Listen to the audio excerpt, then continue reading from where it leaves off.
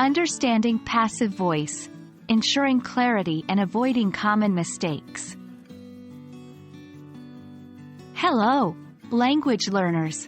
Welcome back to our English language learning series. Today, we are going to dive deeper into the fascinating world of passive voice sentences.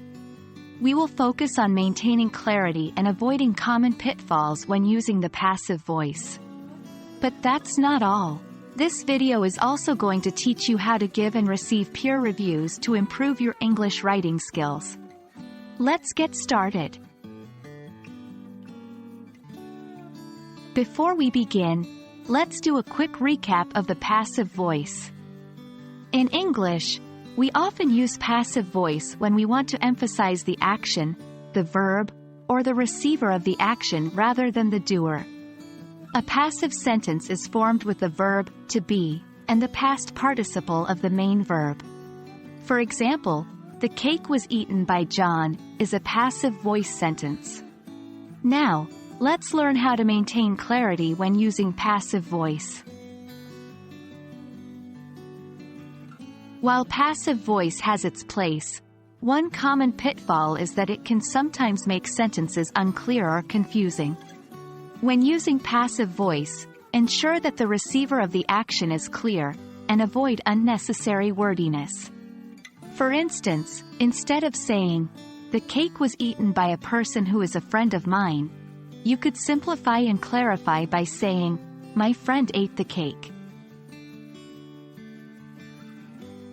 Common mistakes with the passive voice often include misplacing the agent, or the one who carries out the action, and using passive voice excessively, which can lead to overly complex or unclear sentences.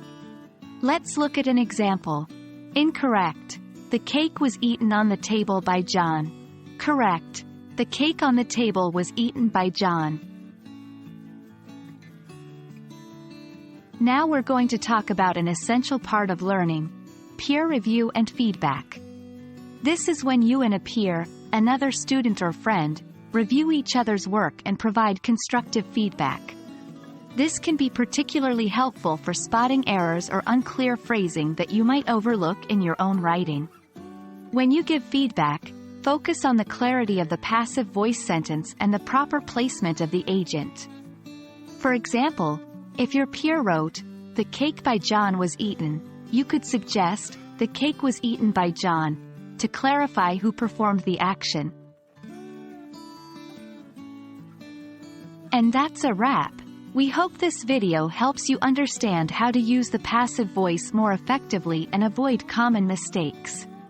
Remember, practice makes perfect, and peer review and feedback are invaluable for your English learning journey.